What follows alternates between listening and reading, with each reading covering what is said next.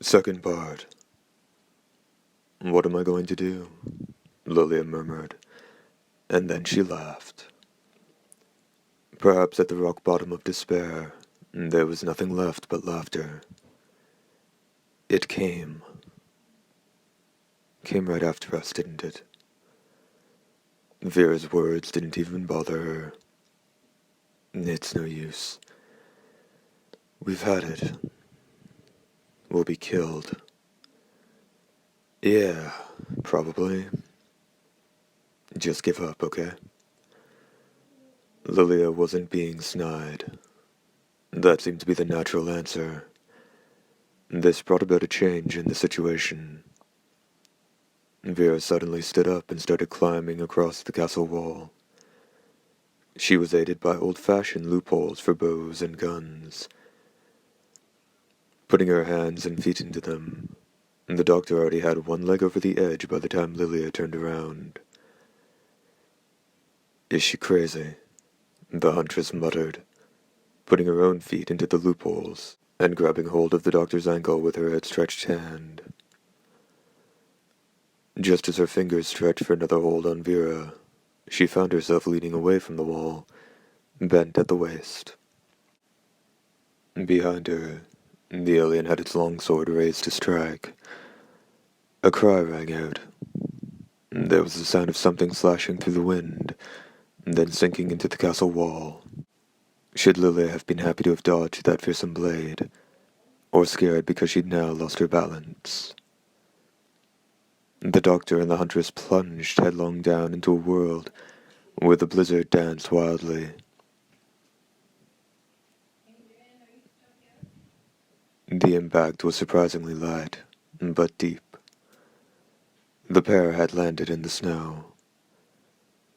Working their arms and legs like mad, they crawled back toward the surface. They were soon out. Looking up at the castle, Lilia could see the roof about 60 feet above them. If all this snow hadn't slid off the back side of the roof and accumulated there, they probably would have been killed on impact. I can't believe it. I wonder which one's blood I have to thank for this. The huntress muttered to herself, and just then, Vera screamed right behind her. Coming from the castle. What? Lilia turned her gaze back toward the castle, where she witnessed a puff of snow shooting up a few yards from them. She was at a loss for words. The swirling snow burst apart. It went without saying what emerged from the newest hole in the snow. That bastard just doesn't give up. Lilia got to her feet, long sword in one hand. It came at her from the right. She blocked its blow. The impact left her shaky. The blade the creature drew made a horizontal swipe at her torso. That too she parried, but she hadn't managed to plant her feet. She was sent flying a good 15 feet, where she sank into the snow. Vera. The enemy was closing on the doctor. Lilia pulled a knife from a sheath she wore on her right hip and tossed it. It landed right beside the doctor. Whether Vera noticed it or not was the question. The enemy raised its longsword to strike. Unable to make a sound, the woman quaked, and her body blurred. It wasn't due to the snow. Once again, the high-speed vibrations had come over Vera. Before her foe, who grunted in confusion and hesitated for a moment, the woman returned to her normal form. Her eyes gleamed. These weren't the eyes of a woman who could do nothing but cower. Her left hand reached into the snow beside her, slipping under the enemy's blade with perfect timing when it was thrust at her. Slipping under the enemy's blade with perfect timing when it was thrust at her with deadly intent, Vera stabbed Lilia's knife into her foe's abdomen. The enemy hunched forward. A blow with average human strength probably would have bounced off the alien's armor. However, the high-speed vibrations had caused a change in the doctor, imbuing her slim arms with superhuman strength. As Vera stepped away from her toppled foe, Lilia raced over to her. The deep snow caught at her feet. When she finally reached the doctor and took a position in front of her like a shield, her own knife sank into the snow before her. The enemy had recovered. Kicking up snow, it charged at them. "Are you up for this?" Lilia asked. "Of course," Vera replied. "Good." The two of them dove in opposite directions. The long sword that swung down between them cut 10 feet into the snow. The weapon whipped around to the right. Lilia was the target. The alien had decided it would be best to get rid of her first, and it wasn't mistaken on that count. A black arrow flew out of nowhere. Unerringly true, it penetrated the alien's chest from behind. The enemy was normally on guard against sneak attacks, but these two women were overly formidable opponents. They couldn't afford to ignore them, and that had allowed an enemy behind it to make a move. Lilia and Vera were equally surprised. They could have understood if that had happened inside the castle, but now they were outside. Who could have? And then they realized something. Before they'd reached the castle, someone had slain the mountain folk with arrows. Hadn't that been Louis's father? There were strident sounds. The second and third arrow had been batted down. At a distance that was impossible to judge due to the blizzard, Lilia was able to detect a hazy form. Letting out a single groan, the enormous figure charged toward it. The sight of it struggling to pull one leg after another from the thigh-deep snow as it closed on its opponent was comical in spite of the alien's rage and murderous intent. When it had advanced 35 or 40 feet, a figure popped up at the alien's feet and drove the long spear in his right hand up through the enormous creature's crotch. It was difficult to say whether the weapon penetrated the alien so deeply due to the strength of the spear or the force of its wielder. It had struck the enemy in a vital spot. The enormous figure trembled.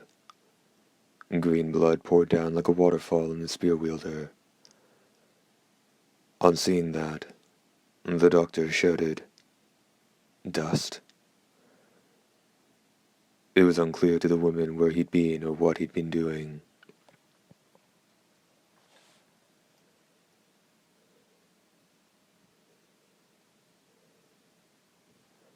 The bald bodyguard let go of what was apparently a homemade spear and tried to extricate himself from the snow. The snow collapsed. When the man stopped moving, this time the enemy thrust its blade deep into his chest. Dust arced backward. The sword blade rose for another thrust. A gunshot rang out. The right half of the alien's face had been blown away. Vera threw herself at the creature's legs. Reeling unsteadily, the enemy swung its blade around. Vera bent backward. The snow that fell on her back was stained red. The gigantic figure advanced, moving right toward the doctor's cries. Above the alien's head, a crimson flower sailed through the air. The instant her leap went into its descent, Lilia delivered the coup de grace she was aiming for. Her blade came down with every ounce of her strength behind it, and her foe's head split all the way down to its chest. She put her weight behind the sword. In a single motion, she split the creature all the way to the crotch. When she pulled her green gore-spattered form up from the snow, the body of the foe she'd split vertically slowly spread down the middle, and then flopped down in the white snow. It didn't move a muscle. The alien fiend had finally been destroyed. By the time Lilia had dashed over to them, both Dust and Vera were barely breathing. Lilia desperately fought back a sigh.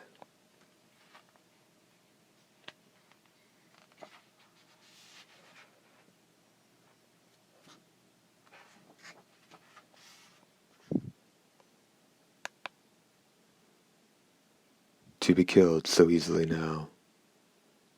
What had they been fighting for all this time then?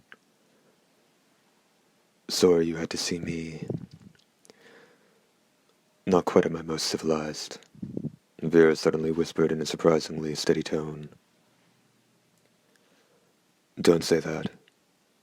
You only did what was right, Lilia said kindly. She couldn't even believe she was saying these words.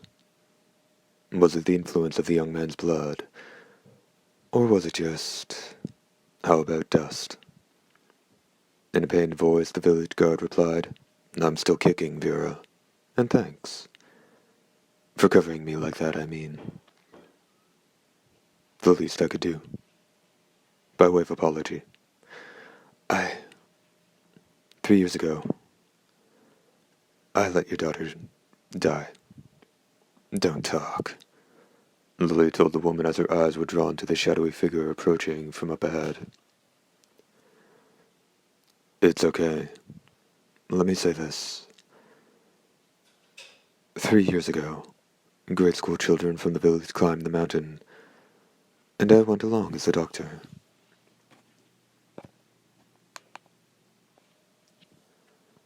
And